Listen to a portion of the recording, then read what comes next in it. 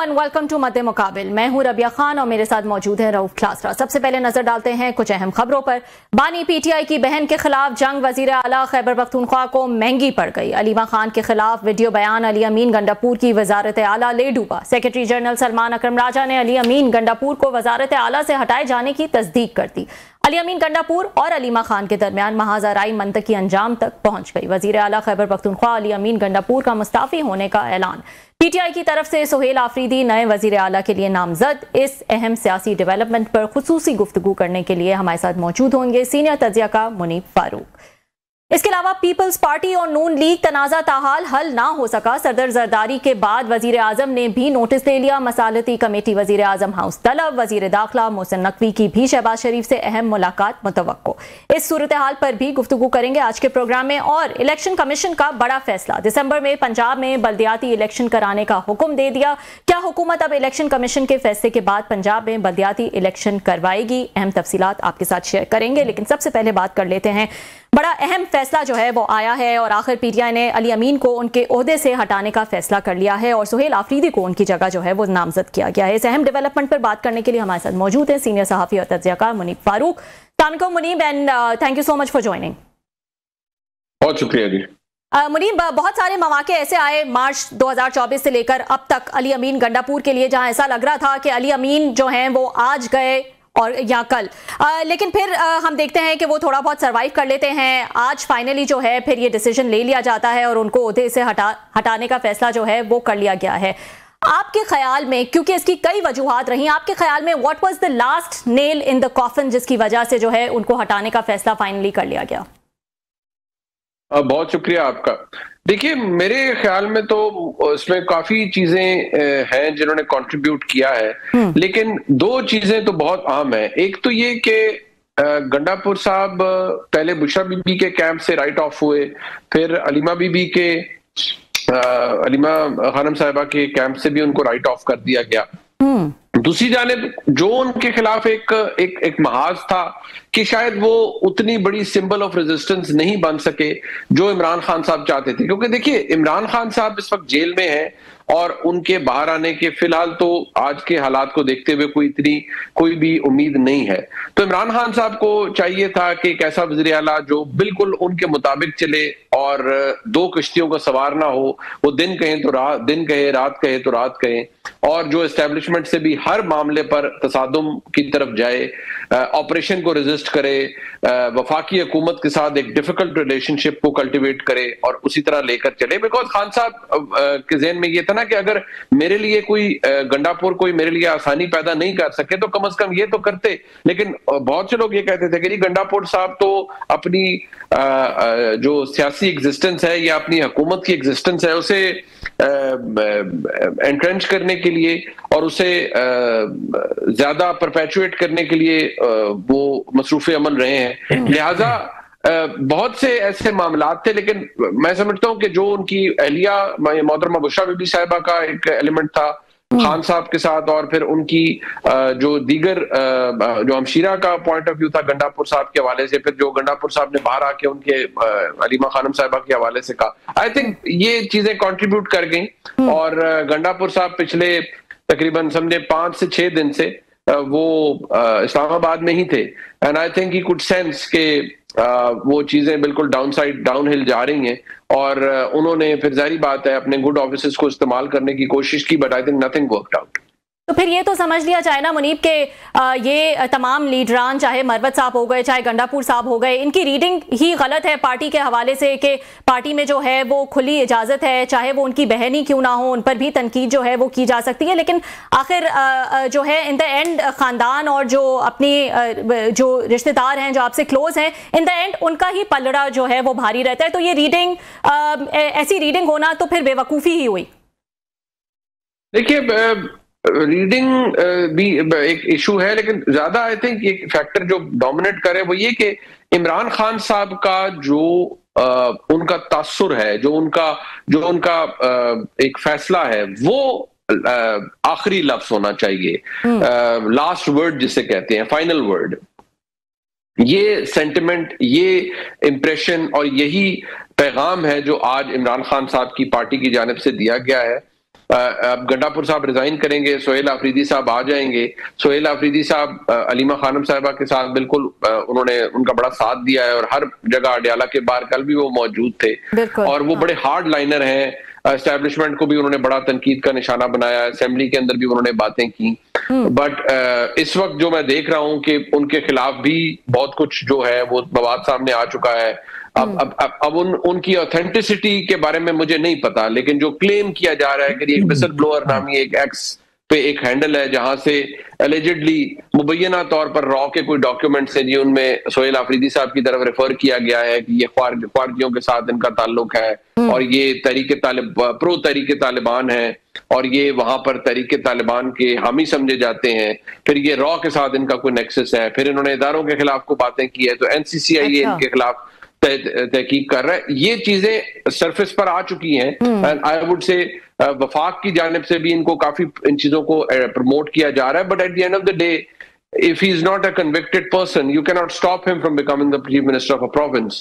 If he has got the votes, which PTI does have the votes, I mean they have the 91 figure, 91 का उनका figure है, so मुझे नहीं लगता उनका नंबर है, तो I don't feel के I don't see a problem कि उनको इलेक्ट करने में कोई इशू। हाँ, ये जरूर है कि एक ऐसे they will start at a very wrong foot, और वो अगर एस्टेब्लिशमेंट से भी उनकी तनाव और मुखालफत और इसके साथ सिलसिला शुरू होगा तो फिर things can go either way, फिर तो बड़े मसाइल हो सकते हैं आगे चल के। जी जी खालसा साहब जी, बहुत शुक्रिया मुनीब आपका। आपने मैं जान कर कुछ हमें बैकग्राउंड आपने इन्फॉर्मेशन भी दी इनके अफरीदी साहब के बारे में। एक बड़ी दिलचस्प आपने बात की है कि ये जो है अफरीदी साहब जो हैं ये अलीमा खान साहिबा के ज्यादा करीब हैं और उन्हीं के साथ ही देखे जाते हैं। तो हमने माजी में देखा है कि जो फैसले हो रहे थे ज्यादा बुशरा साहिबा का उन पे इमरान खान साहब पे इम्पैक्ट नजर आता था। तो हम क्या समझे कि अब ये बुशरा साहिबा बैकग्राउंड में चली गई हैं, अब उनका खान साहब पे वो इम्पैक्ट नहीं रहा और अलीमा खान साहबा जो है जैसे कहा गया कि उनके खिलाफ एक वीडियो बयान दिया और उसके बाद ये रिएक्शन आ रहा है खान साहब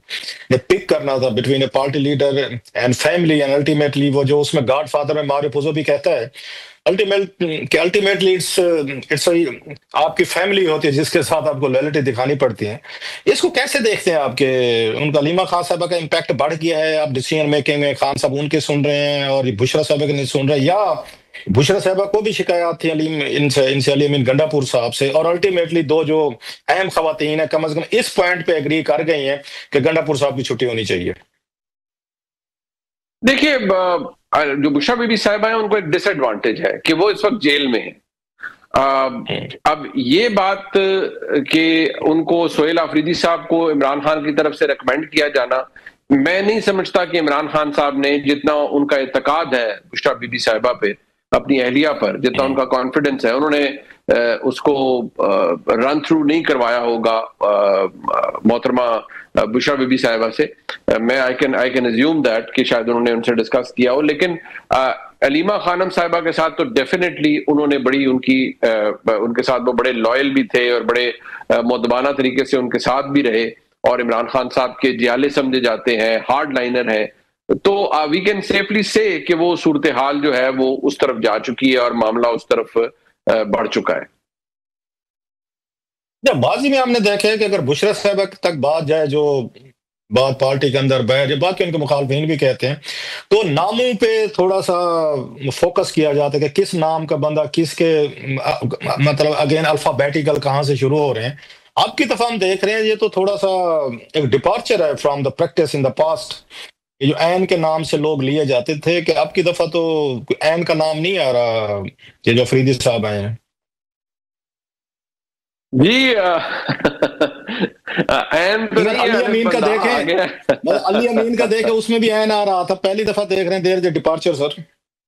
जी, देयर इज अ डिपार्चर। अब आई थिंक सीन आ गया है सोहेल आफरीदी से, तो अब ये तो बुशरा बीबी साहिबा ही बेहतर बता सकती हैं कि what does she have to offer in this. But मेरे ख्याल में तो जो ज्यादा इंपॉर्टेंट फैक्टर है वो ये है कि वो पार्टी लॉयलिस्ट हैं और इमरान खान साहब उनसे एक्सपेक्ट करेंगे कि वो उतने ही बढ़ चढ़कर वफाक की मुखालफत करें और इमरान खान साहब की रिहाई के लिए कोई तहरीक चलाएं, which I think is not possible now, at least जो मुझे नजर आ रहा है, क्योंकि मामलात बहुत आगे जा चुके हैं। बल्कि आगे जाने से ज्यादा मैं समझता हूँ मामलात बहुत खराब हो चुके हैं और उनको मेंड करने में कोई शायद मरहम पट्टी से तो किया जा सकता है, लेकिन लड़ाई से शायद अब मुझे नहीं लगता कि वो मुमकिन हो। पर्टिकुलरली जो पिछले साल नवंबर 2024 में हुआ, I don't see anything going on now.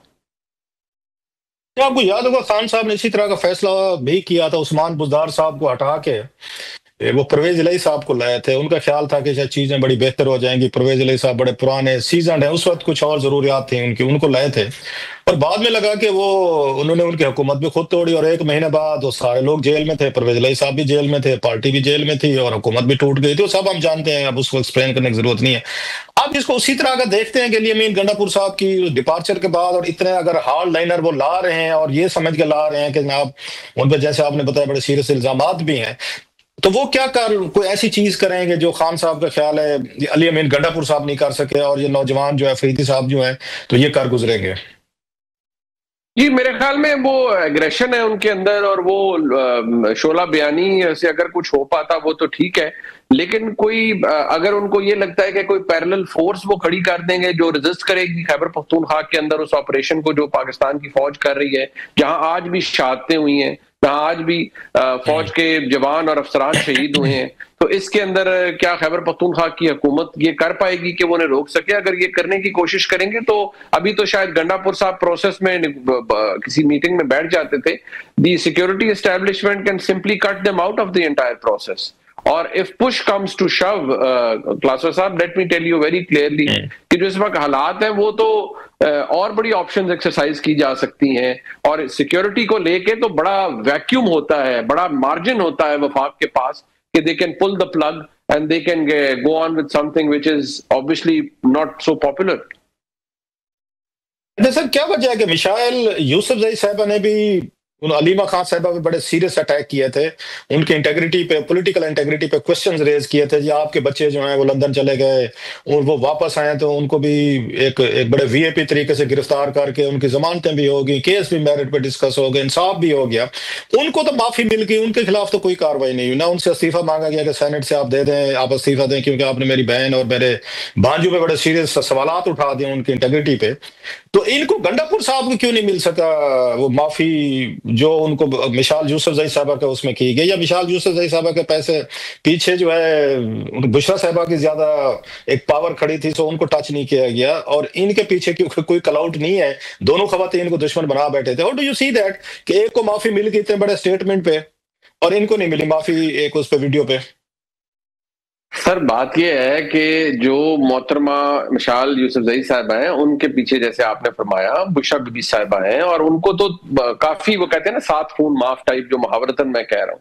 Gandapur साहब वक्त के साथ साथ शुरू में जियाले थे और जब आप आए तो आपको पता होगा कि पीटीआई के दोस्तों ने बड़े झंडे लहराए कि देखिए गंडापुर साहब आ गए हैं और वो देखें कैसे इलाज करते हैं पाकिस्तान की एस्टेब्लिशमेंट का, इस तरह के अल्फाज इस्तेमाल किए गए और जो एले यूथ थे उन्होंने इन चीजों को प्रमोट किया। तो नतीजा क्या निकला? देखिए आप रियासत से कोई भी नहीं टकरा सकता। गंडापुर साहब आ जाए, गंडापुर साहब का कोई एडवांस वर्जन आ जाए, वो हमारे मुल्क के अंदर तो सियासी अनासर या सियासी एलिमेंट्स इतने मजबूत हैं ही नहीं कि वो पाकिस्तान में मुक्तदरा से टकरा सके। तो अब भी अगर किसी को ये शौक पूरा करना है तो 100 दफा कर ले, लेकिन मैं समझता हूं कि अब भी अगर मामला अफहाम तफहीम से हल करना है तो फिर तो ऑप्शंस कभी भी दरवाजे खुल सकते हैं। लेकिन अगर लड़ाई लड़नी है क्लासर साहब, तो ये बात आप मुझसे बेहतर जानते हैं, आपका इल्म और तजर्बा मुझसे ज्यादा है कि लड़ाई का नतीजा तो फिर जिसको पास ताकत होती है उसके हक में ही निकलता है और यहाँ फिलहाल तो ताकत जहाँ है वो आप भी जानते हैं, मैं भी जानता हूँ। इस पॉइंट पे एक ब्रेक ले लेते हैं। मुनीब फारूक हमारे साथ ही रहेंगे। See you after short break. Welcome back नाज़रीन। जी मुनीब, ये बताएगा कि ये तो फिर मतलब ऐसा लगता है कि अब बहुत वाज़े तौर पे क्लियर हो जाना चाहिए तमाम लोगों को पीटीआई में कि जिस तरफ यूट्यूबर्स खड़े होंगे वही नैरेटिव जो है वो जीतेगा और वही फैसला जो है वो उसी का पलड़ा जो है वो भारी होगा। हमने देखा कि अली अमीन ने यूट्यूबर्स को ये कहा भी कि वो किस तरह से जो है वो उनकी ट्रोलिंग कर रहे हैं। फिर उन्होंने ये भी कहा कि अलीमा खान साहिबा जो है वो कंट्रोल करती हैं यूट्यूबर्स को। तो ये अब बहुत अच्छी तरह वाज़े तौर पर जो है वो पीटीआई की क़यादत को क्लियर हो जाना चाहिए। जी एब्सोल्युटली वो क्लियर हो जाना चाहिए, लेकिन फ्रैंकली जो जो यूट्यूबर्स हैं या जो लोग मुल्क से भागे हुए और बाहर बैठ के अपना नैरेटिव बेच रहे हैं, देखिए उनका तो कुछ स्टेक पर नहीं है। उन्होंने तो खान साहब को भी बतौर प्रोडक्ट इस्तेमाल किया है खुद को कामयाब करने के लिए, खुद को व्यूज दिलवाने के लिए, but that is besides the point. Issue ये है कि क्या ये सुहेल आफरीदी साहब की सूरत में अगर उन्हें असेंबली इलेक्ट कर देती है, because they have got the numbers, वो बन जाते हैं वज़ीर आला, तो क्या जो वोटर या इमरान खान साहब का सपोर्टर के बस ललकार दो, कफन बांध के बाहर निकल आओ और बस छुरियां चला दो, चाकू चला दो, बंदूकें चला दो, ये तो नहीं हो सकता ना। वो एक वफाक की इकाई है, एक सूबा है। अब आप सूबे को एक दफा फिर उस जो ऑलरेडी जहां पर दहशतगर्दी सर्च कर रही है, जहां पर शहादतें हो रही हैं, वहां इमरान खान साहब उन्हें ये कहें कि अच्छा भाई अब आप वज़ीर आला बन गए, अब आप और कोई काम ना करें, आप लठ लेके तो आ जाएं और आप वफाक के ऊपर चढ़ाई करें और ऐसी सूरत हाल पैदा कर दें कि मेरी रिहाई हो जाए। तो देखिए, मैं निहायत एहतराम के साथ कहूंगा कि वक्त बदल चुका है। मुझे कम से कम अब ये स्ट्रेटजी कामयाब होती नजर नहीं आती। आखिरी कोशिश पिछले साल नवंबर में कर ली गई, जो रिस्पॉन्स था वो बड़ा ही सख्त था, और क्योंकि क्लासवा साहब भी और आप भी इस्लामाबाद में बेस्ड हैं, तो जो उस वक्त रिस्पॉन्स था, I think that tells it all, that says it all, कि कोई बैकफुट पे तो जाने के लिए तैयार नहीं है। अब मुनीब, लेकिन ये तो खान साहब का हमेशा एक फॉर्मूला रहा है ना कि ऐसे सीएम लगाएं जिनको वो कंट्रोल कर सकें और वो सारी चीजें जो हैं वो उनके हाथ में हो। कहीं कहीं जैसा आपने कहा कि शुरू में ऐसा लगता था कि अली अमीन जब आए थे कि बड़े जियाले हैं और बस हेड ऑन लेंगे हर चीज को, लेकिन आहिस्ता आहिस्ता वो चीजें हमें नजर आया कि टेपर ऑफ होती हुई नजर आई। फिर उन्होंने कुछ ऐसी इंस्ट्रक्शंस भी हैं खान साहब की जिससे अगेंस्ट जाके जो है उन्होंने डिसीजन दिए, चाहे मशाल यूसुफजई को हटाना हो, रिमूव करना हो, 2 दफा उन्होंने रिमूव किया। तैमूर झगड़ा के बारे में जो है वो आया था कि वो कैबिनेट में उनको शामिल करने के ख्वाहिशमंद है खान, लेकिन फिर हमने देखा कि वो भी ना हो सका। तो आहिस्ता आहिस्ता अली अमीन ने खान साहब की इंस्ट्रक्शंस को भी मानना जो है वो हमने देखा छोड़ दिया था। देखिए, ये बात तो फैक्ट है कि कुछ ऐसे जरूर मौके थे जहां गंडापुर साहब ने वाज़े तौर पर उनकी इमरान खान साहब की ख्वाहिशात और हुक्मदुली की, लॉयल वो खान साहब के रहे, बट ही वो जैसे कहते हैं ना साइमल्टेनियसली 2 कश्तियों के मुसाफिर थे, तो 2 कश्तियों का मुसाफिर आखिर में डूबता ही है। वो गंडापुर साहब का आई थिंक वो होना था, बट फ्रैंकली स्पीकिंग गंडापुर साहब के लिए पाकिस्तान की एस्टेब्लिशमेंट का भी कोई लव लॉस नहीं था, और इवन तहरीक इंसाफ की हुकूमत के लिए भी कोई लव लॉस नहीं है। वो अब सुहेल साहब आएंगे, सुहेल आफरीदी साहब, तो मैं दोबारा कहूंगा जो एक्सपेक्टेशन होती है वर्कर की कि वो पहले दिन वज़ीर आला बनेंगे और हाथ में कोई गन उठाएंगे और इस्लामाबाद की तरफ चल पड़ेंगे कि मैंने अडयाला का दरवाजा जाके तोड़ देना है, ऐसा कुछ नहीं होता, ना ही ऐसा कुछ होगा। देखिए, जो सिक्योरिटी ब्रीफिंग्स होती हैं, बहुत सारे मामलात हैं, दहशतगर्दी खैबर पख्तूनख्वा के अंदर सर्च कर रही है, पाकिस्तान वहां पर कोर हेडक्वार्टर मौजूद है। जब आपको रियलिटी चेक्स मिलते हैं तो आप हर वक्त लड़ाई नहीं लड़ सकते, ना ही आप जाकर कॉन्स्टिट्यूशनल ऑफिसेज के अंदर बैठ के एक जिम्मेदार कुर्सी पे बैठ के और आप जो लोग इस वक्त अहम पोजीशनों पे हैं उन्हें जाकर तड़ियां लगा सकते हैं या उनसे लड़ाई लड़ सकते हैं, ऐसा नहीं हो सकता। बात आपने फिर भी महज़ब अंदाज में ही करनी है। आप सीसीआई में जाएंगे तब भी आपने अपने सूबे का मुकदमा पेश करना है, आप नेशनल सिक्योरिटी कमेटी की मीटिंग में जाएंगे तब भी आपने सूरत हाल उस पर बात करनी है, वहां आपने तकरीर थोड़ी करनी है। अगर आप वहां पर कोई गैर नामुनासिब रवैया इख्तियार करेंगे तो वो उस शख्सियत, उस सूबे के लिए बड़ा डैमेजिंग होगा। अब अगर इस वक्त खैबर पख्तूनख्वा के अंदर अगर साबित हो जाता है, जो कि लग रहा है, गौहर साहब ने कहा, बैरिस्टर गौहर खान साहब ने, कि तब एमपीएस उन्हें सपोर्ट करेंगे, 91 की तादाद है, 91 के 91 लोग अगर उन्हें सपोर्ट करते हैं और वज़ीर आला बनाते हैं, दैट मीन्स कि बिल्कुल पार्टी यकजा है। लेकिन अगर उसमें से कुछ लोग ऐसे हैं जो उन्हें नहीं बनाते, नहीं देते वोट, पीटीआई के नहीं देते, तो then there could be a problem. या ये अभी ना सही, लेकिन आगे चल के कम से कम ये तो होगा कि अच्छा जी 91 थे तो 91 में से 90 आए, 1 ने नहीं दिया, या 80 आए, 11 ने नहीं दिया। ये तो अभी हमें पता लगेगा कि क्या जो दावे किए जाते रहे हैं मुख्तलिफ कॉर्नर से, करीब 25 लोगों ने एफिडेविट कर दिए, 20 लोग 22 लोग गंडापुर साहब के साथ है, तो बाकी कौन बचा। सो ये अभी हमें देखना है कि कितने वोट लेकर वो वज़ीर आला बनते हैं। जी, ठीक। अच्छा मुनीब, अभी आपने बात की है, वोटों की बात की है। हमने माजी में देखा है जो खान साहब की इनकी पार्टी के लोग हैं, मैं 3-4 नाम भी ले लेता हूँ, वो कंफर्टेबल नहीं थे अली अमीन गंडापुर साहब के साथ भी नहीं थे, माजी में महमूद खान साहब के साथ भी नहीं थे। अगर कोई थोड़ा सा था तो मेरा ख्याल परवेज खट्टक साहब के दौर में मामला ठीक चलते रहे, वो अपने 5 साल जो है जैसे तैसे थे गुजार गए। इनके ये दफा जब अली अमीन है या महमूद खान है तो हमने देखा एक एक बड़ी एक रेजिस्टेंस आई थी, आतिफ खान साहब से आई थी, फिर शेहराम मेरा तरकई साहब हैं, फिर जुनैद अकबर साहब अभी हम देख रहे हैं, फिर असद कैसर साहब हैं। इन्होंने नहीं उनको एक्सेप्ट किया था क्योंकि ये मोस्टली वो जनूबी इजला से आए हैं, ये जो अली अमीन गंडापुर साहब हैं, और ये ट्रेडिशनली तौर पर ज्यादातर यहाँ पश्तून बेल्ट डोमिनेंट रही है और यही समझते हैं कि यहीं से वजीर आला होने चाहिए, और हमने देखा आखिरकार अल्टीमेटली उनको जाना पड़ा।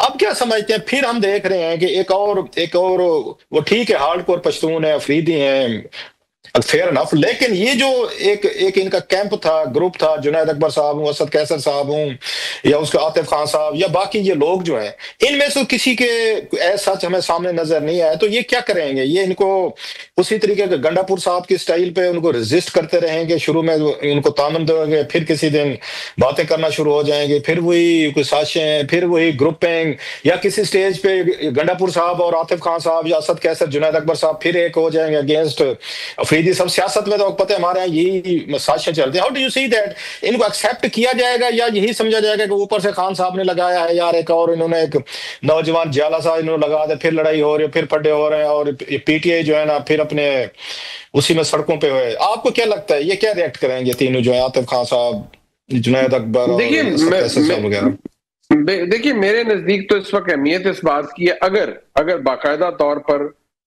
हम यहाँ ये देख सकते हैं कि अगर तो सुहेल आफरीदी साहब इलेक्ट होकर ये तफरीक जो तहरीक इंसाफ के अंदर है इसको खत्म करते हैं तो तहरीक इंसाफ बैसियत जमात उनको फायदा होगा। लेकिन अगर ये डिवीजन तहरीक इंसाफ के अंदर उसी तरह रहती है जैसे पहले थी, बल्कि इंटेंसिफाई हो जाती है, नए ग्रुप्स की बजाय पुराने ग्रुप्स को बदल के नए ग्रुप्स आ जाते हैं, जुनैद अकबर खान साहब और दीगर लोग डोमिनेट कर जाते हैं, और गंडापुर साहब और इनके रिलेटेड जो ग्रुप था वो बैकफुट पे चला जाता है, तो पार्टी को तो हैसियत तहरीक इंसाफ जमात जो बहुत मजबूत जमात है उनके तो यही मसाइल होंगे, फर्क तो कोई नहीं पड़ेगा। लेकिन देखना यह है कि क्या सुहेल आफरीदी साहब ये चैलेंजेस उसी तरह से इनको डील कर पाते हैं जैसे खान साहब ने कहा है, उनको सिलेक्ट किया है और वो वज़ीर आला मुंतखब होते हैं। यकीनी तौर पर उन पर बहुत से प्रेशर्स होंगे, एक लॉयल्टी का प्रेशर भी होता है।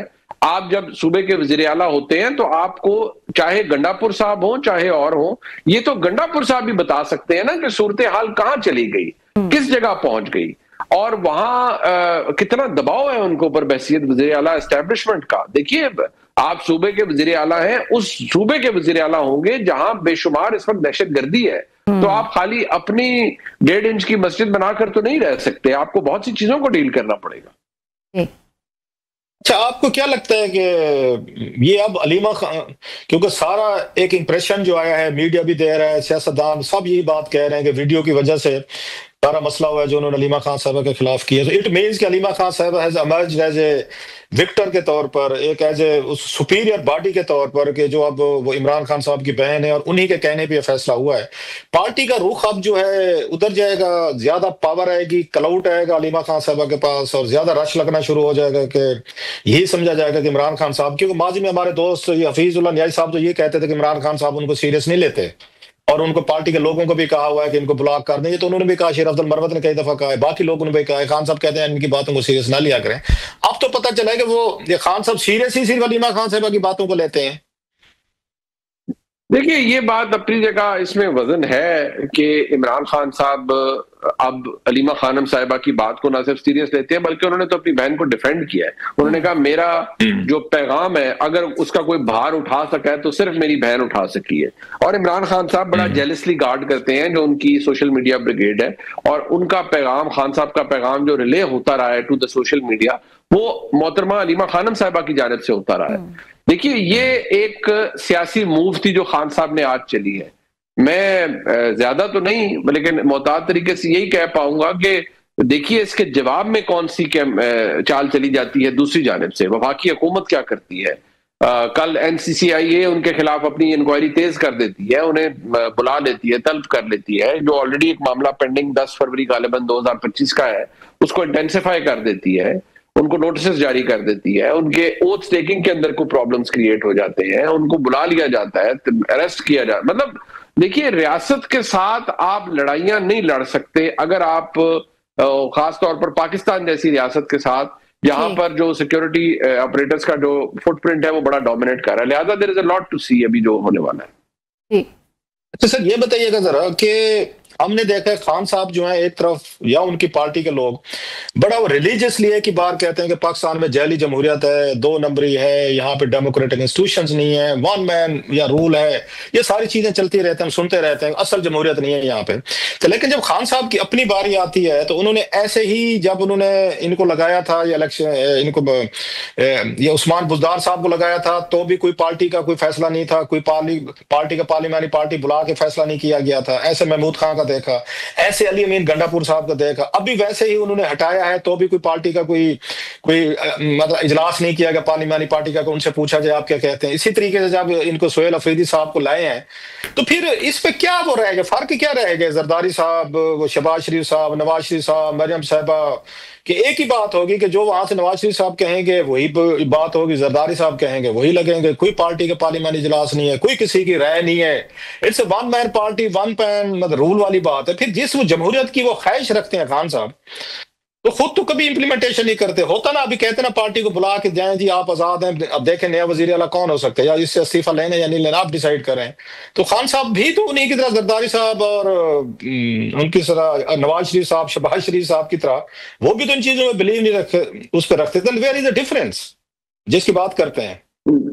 जी बिल्कुल, मैं आपकी बात से एग्री करता हूँ क्लास साहब, क्योंकि पाकिस्तान तहरीक इंसाफ उसी तरह की जमात है, उतनी अच्छी या बुरी और उतनी ही कन्वेंशनल जितनी बाकी जमातें हैं। क्योंकि देखिए, यहां पर भी जो फैसला खान साहब ने कर लिया, अगर बाकी जमातों पे तनकीद है तो यहां पर भी फैसला एक 1 मैन फोर्स नहीं किया है, खान साहब ने किया है, और ना किसी की राय ली गई, ना ली जाएगी आइंदा भी। और जो खान साहब कहेंगे, अब खान साहब का मैं दोबारा कहूंगा कि जो लोग उनके करीब हैं या जो उनका इंटरेक्ट, खान साहब का तो इस वक्त दिल बेसिकली ये करता है कि भाई कोई इतना बड़ा इनकलाब आए कि मुझे इतनी ताकत और इख्तियार मिले कि ये अवाम का समुंदर टूट पड़े और मैं बाहर निकलूं, और फिर जो जो लोग मेरे हत्थे चढ़े मैं उनको इबरतनाक सजाएं दूं और उनको ऐसी सजाएं दूं ताकि वो तारीख में याद रखे जाएं, क्योंकि एक बहुत बड़ी रेवोल्यूशन आ जाए। खान साहब के तो उस वक्त ये ज़हनी कैफियत है, और वो चाहते हैं कि मुझे इस तरह का इक़्तिदार वापस मिले और मैं इतना बड़ा, मेरी ताकत हो कि मेरे आगे कोई रुक ना सके, ना कोई शख्स, ना कोई इदारा। और इसीलिए वो चाहते हैं कि भाई मैं जो अगली दफा भी मैं मेरी आवाज पे जब मैं कहूं तो उसी जोश और खरोश के साथ, उसी जोर के साथ खैबर पख्तूनख्वा की तमाम हुकूमत लाहौर लश्कर के साथ ललकारती हुई यहाँ पर आए। जैसे मुनीर, ये बताइएगा ये अली अमीन गंडापुर साहब पे तो ये इल्जाम लगा है कि जनाब के ये 1.5 साल इन्हें 2.25 साल मिला, ये कुछ नहीं कर सके, मुझे रिहा नहीं करवा सके, कोई एजुटेशन बड़ी इफेक्टिव लॉन्च नहीं कर सके, सड़कों पे लोगों को नहीं ला सके, जो आप बता रहे हैं जहो जलाल के। हालांकि उन्होंने कहा कई दफा मैं लश्कर लेके जाऊंगा और खान साहब को जेल पे हम जेल तोड़ के हम ले आएंगे, ना ला सके। तो इसी तरह के इल्जाम वो अपने MNAs पे भी रखते हैं खान साहब कि पार्लियामेंट जो है आप कुछ भी नहीं कर सके। लिहाजा गुस्से के तौर पर उन्होंने पहले कहा जी पार्टी कमेटी से इस्तीफे दो, फिर कहा चेयरमैन कमेटी से इस्तीफे दे दो।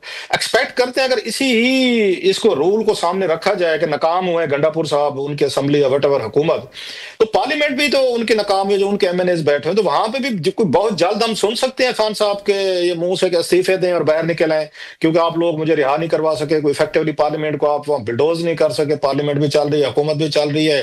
तो ये अगला ये एक्सपेक्टेड है फैसला इस तरह का, इसी ही फ्रस्ट्रेशन में जिसका आप बता रहे हैं? सर गुजारिश ये है कि अगर आप इस सारे मामले को देखें तो कमेटियों से तो उन्होंने निकलवा लिया, कहा जाता है नेक्स्ट स्टेप ये होगा कि आप असेंबलियों से निकल आए, लेकिन उसका फायदा तो कोई नहीं होगा। क्लासेस साहब लड़कर या तो आप एस्टेब्लिशमेंट की पावर पीक नहीं कर रही हो, वो डाउन हिल जा रही हो। इस वक्त एस्टेब्लिशमेंट की ताकत पीक कर रही है, या तो वो उन पे कोई बहुत बड़ा दबाव हो और लेवरेज हो खान साहब के पास, तो आप तमाम अपने मुतालबात सामने रख के अपनी बात मनवा सकते हैं। आज के दौर में तो एस्टेब्लिशमेंट पॉपुलर है, मतलब जंग के बाद वो और पॉपुलर है, पावर पीक कर रही है, कोई लेवरेज नहीं है खान साहब के पास उनके खिलाफ। लेवरेज अगर वो कहते हैं कि मेरे पास अवामी सपोर्ट है, तो वो अवामी सपोर्ट से या तो खान साहब कोई रेवोल्यूशन क्रिएट कर पाते पाकिस्तान के अंदर, वो तो नहीं हुई, या तो हम कहते हैं जी पूरे पाकिस्तान के अंदर इस वक्त 10-15 लाख लोग सड़कों के ऊपर बैठे हुए हैं, तो हम ये कह पाते कि जी बहुत बड़ा इनकलाब आ गया, लेकिन ऐसा नहीं हुआ। जब ये ना हुआ तो फिर उसके बाद हम क्या कह सकते हैं। इस पॉइंट पे एक ब्रेक ले लेते हैं। मुनीब फारूक हमारे साथ ही रहेंगे। See you after short break.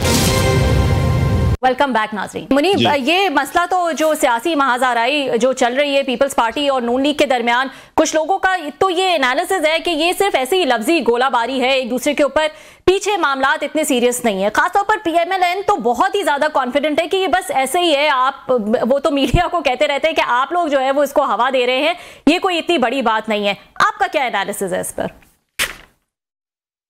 देखिए, मैं ये कहूंगा, ये दूसरी बात तो मतलब ये अगर कहा जाए कि इस पे कोई ऐसी बात कर दी गई है। बहरहाल जो मरियम नवाज शरीफ साहिबा ने कहा वो उनका बिल्कुल वो एक गुस्सा अपनी जगह मौजूद था, और उनके करीब जो लोग हैं वो ये समझते हैं कि मरियम नवाज शरीफ साहिबा ने बहुत रेजिस्ट किया है, पहले बर्दाश्त करती रही हैं। उन्होंने मैसेज दिया है कि भाई पंजाब के मामलात के अंदर इंटरफेयर करने की कोई जरूरत नहीं है, और मुझे पता है how to run the province, और मुझे किसी की पॉलिटिकल एडवाइस की जरूरत भी नहीं है फ्रैंकली। जो वो ये, क्योंकि वो उनका ये है कि भाई मैं 3 दफा मेरे वालिद वज़ीर आज़म रहे हैं, 2 दफा वज़ीर आला रहे हैं, 3 दफा मेरे चचा वज़ीर आला पंजाब रहे हैं, दूसरी दफा वज़ीर आज़म बने हैं, तो I don't need political advice, I know how to run the province.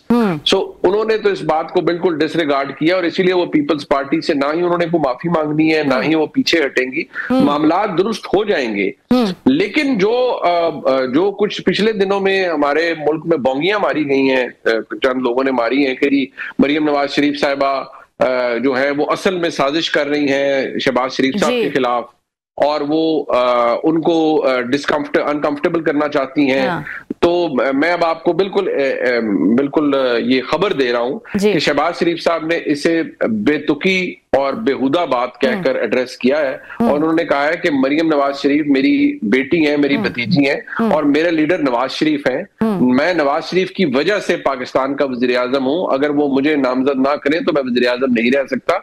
मेरा बहुत अच्छा ताल्लुकात है इस वक्त जो मरियम नवाज शरीफ साहब है बतौर वज़ीर आला पंजाब उनसे, और मैं बिल्कुल उनके साथ कोई प्रॉब्लम नहीं है, ना ही कोई इशू है। ना जाने ये बातें कहां से आ जाती हैं और ये बातें क्यों फैलाई जाती हैं। बल्कि उन्होंने ये भी बगैर नाम लिए कहा कि जो सियासी अनासर भी इस तरह की बातें कहते हैं वो सारी उम्र उन्होंने गुजार दी, कि मैं तो बुरे हालात में भी अपने भाई का मैंने साथ नहीं छोड़ा, और मुझे 2 दफा कम से कम वज़ारत आला ऑफर की गई कि मैं अगर मियां नवाज शरीफ साहब के साथ धोखा करूं, तो उन्होंने कहा कि मैं तो ये कभी नहीं करूंगा, और ना ही मेरा कोई इस हवाले से कोई ऐसी चीज है। हाँ, और वो तो ये अब बयान भी दे चुकी हैं कि जो लोग नून शीन मीम में इख्तलाफ की खबरें जो है वो फैला रहे हैं, तो उनको तसल्ली हो जानी चाहिए कि ऐसी जो है वो कोई बात नहीं है। आपको लगता है कि बहुत जल्द शहबाज शरीफ साहब इसमें एक्टिव हो जाएंगे इस मसले को हल करने में?